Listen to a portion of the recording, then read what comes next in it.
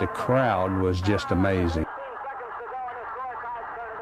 If you were to try to explain Indiana basketball to someone that wasn't familiar with it, what I would do is give them the DVD of that movie and let them watch it, and they would know.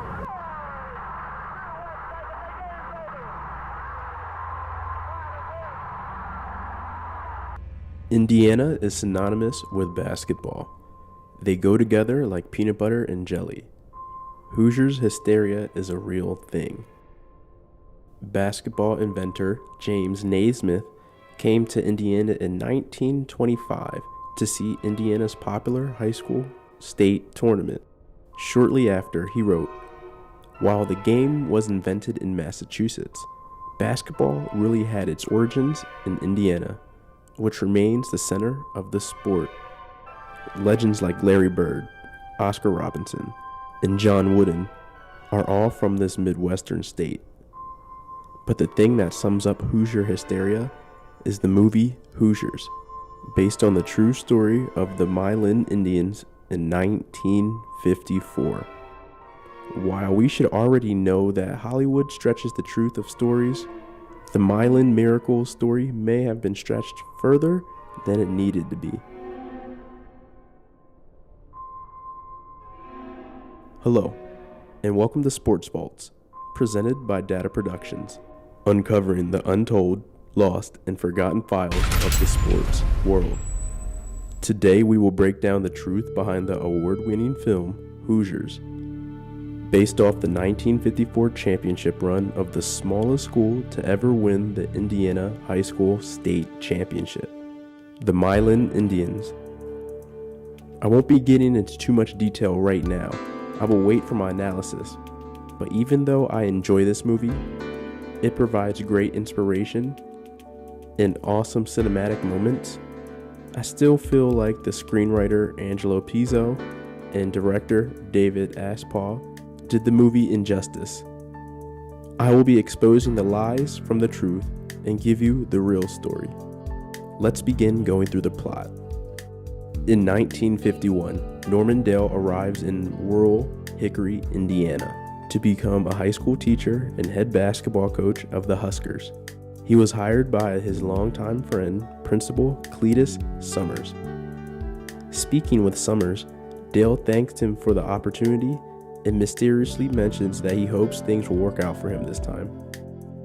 The townspeople are passionate about basketball. They are upset because the best player in town, Jimmy Chitwood, has left the team to focus on his schoolwork. He also was still mourning the death of the previous coach.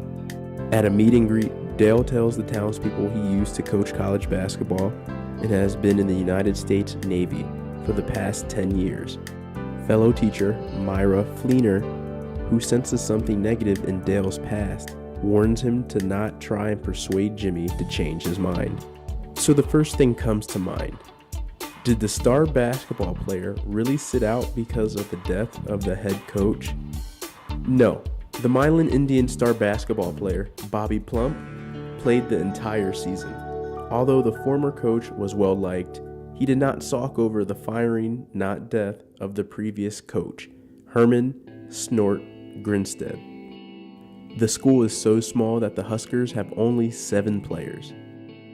With the team having worked on a 4-pass offense, the coach further alienates the community by having the team play with a slow defensive style that does not immediately produce results, and also by losing his temper, causing him to be ejected from multiple games. So was the small team accurate? Not entirely. Similar to the fictional Hickory High in the film, it's true that there are only 161 students enrolled at the real school, Milan High.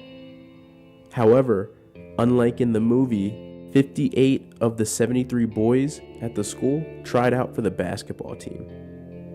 There were 10 players on the Milan team in 1954, not 7.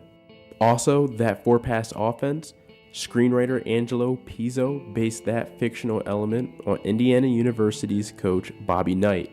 He says, "I utilized Knight's offense philosophy, 4 passes before a shot."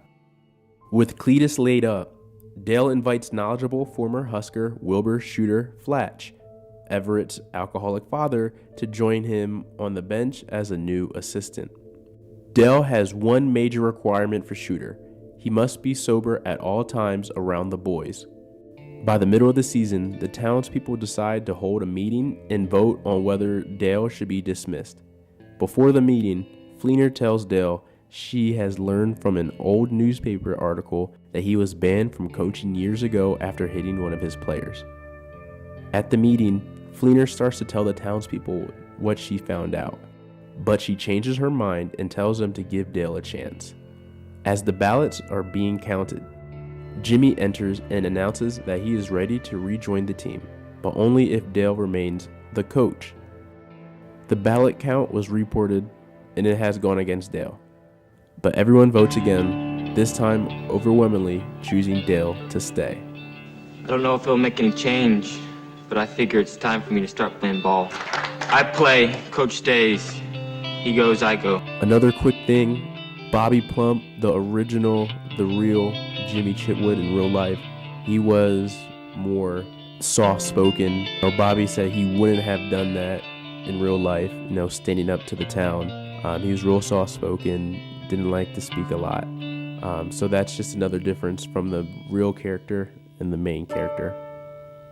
In real life, Coach Marvin Wood had never been fired for punching a player. Screenwriter Angelo Pizzo based Gene Hackman's outspoken Coach Dale partially on Indiana University's legendary coach, Bobby Knight. Many who knew the real coach have stated that Coach Marvin Wood was much more soft-spoken than his on-screen counterpart. Coach Wood often said of his championship squad, "God was coaching that team, not me."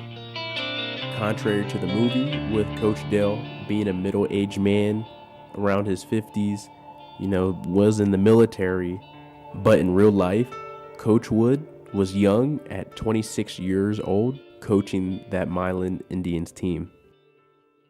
With Jimmy back on the team, the re-energized Huskers rack up a series of wins. Along the way, Dale provides Shooter value to the townspeople and to Shooter himself by intentionally getting himself ejected from a game and forcing Shooter to demonstrate his coaching ability.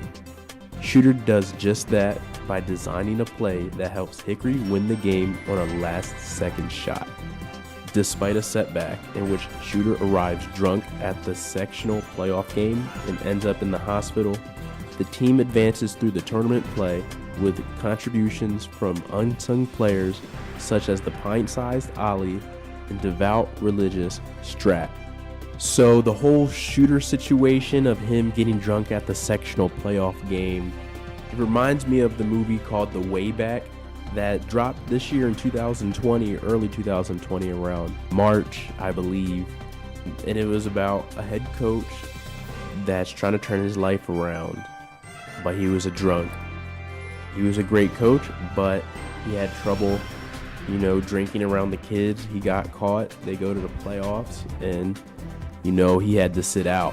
Hopefully that's not a spoiler alert. Go watch it. It's, decent, but I feel like The Way Back of this new film was kind of an extrapolation of the Shooter scenes and situations in Hoosiers. Just my 2 cents. Hickory reaches the state championship game in Indianapolis at Butler Fieldhouse, and before a crowd bigger than they had ever seen, the Hickory players faced long odds to defeat the South Bend Central Bears, whose players were taller and more athletic. Hickory's opponent at the state finals, a team that is supposed to represent the 1950s basketball powerhouse Indianapolis's Crispus Attucks High School, spearheaded by Oscar Robinson, the NBA great.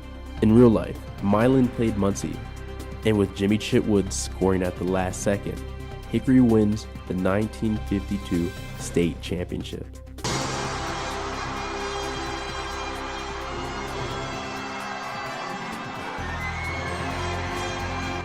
And there you have it, the truth behind the movie classic Hoosiers. Hopefully you learned something new today and understand Hollywood doesn't always keep the script straight. So you must research yourself.